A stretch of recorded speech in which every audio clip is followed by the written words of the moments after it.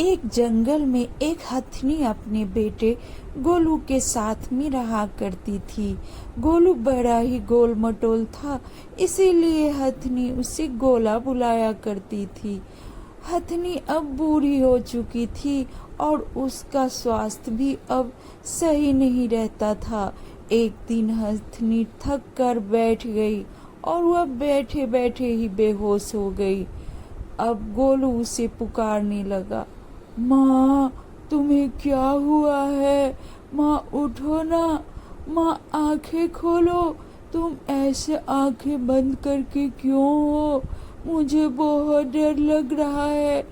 लेकिन हथनी ने कोई भी हरकत नहीं दिखाई, क्योंकि उसका तो प्राण पखेरु हो गया था।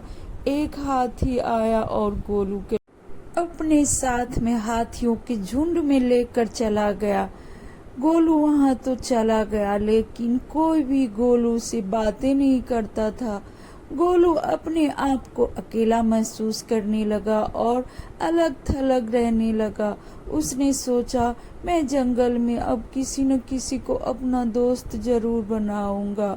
और आगे चलकर उसे एक मंटू बंदर दिखा। उसने कहा, मंटू भाई, क्या आप मेरे दोस्त बनेंगे? मैं अकेला हो गया हूँ। चल चल, मैं तुझे अपना दोस्त नहीं बना सकता, क्योंकि तू मेरे जैसा उछल कूद नहीं कर सकता। पर मैं आपकी देखभाल करूँगा बंदर भाई। आप मुझे अपना दोस्त क्यों नहीं बनाना चाहते हो? और गोलू को आगे चलकर एक हिरन मिली और वह हिरन से कहने लगा, हिरन बहना, क्या आप मेरी दोस्त बनोगी? अरे नहीं हाथी भैया, मैं तो बहुत ही छरहरी और तेज भागने वाली जानवर हूँ, तो आप तो मेरा मुकाबला नहीं कर सकते, इसीलिए मैं आपको अपना दोस्त नहीं बना सकती। आप किसी और को देख लो। पर मैं आपकी रक्षा करूँगा।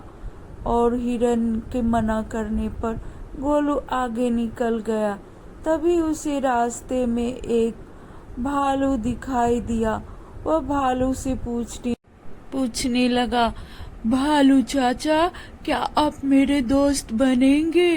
भालू ने कहा, अरे नहीं, देखो गोलू बेटे, मैं तुम्हें अपना दोस्त नहीं बना सकता, क्योंकि तुम्हारा जो ये लंबा सा सूंड है ना, ये मुझे पसंद नहीं आ रहा है।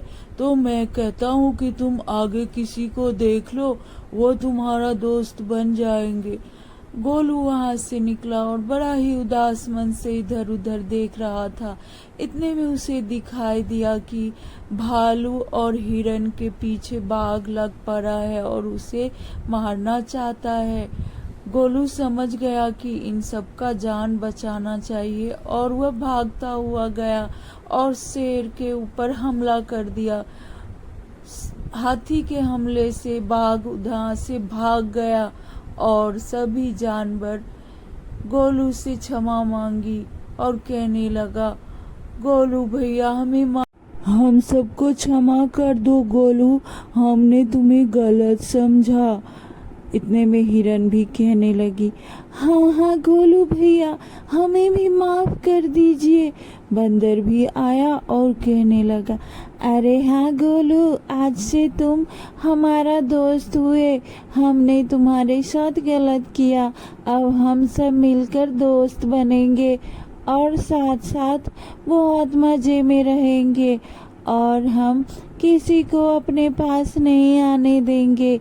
भालू ने भी कहा, हाँ गोलू बेटे, हम सबको माफ कर दो, हम लोगों ने तुम्हें गलत समझा, आज से तुम हमारे अच्छे दोस्त हुए। और सब मिलजुल कर मस्ती करते हुए रहने लगे।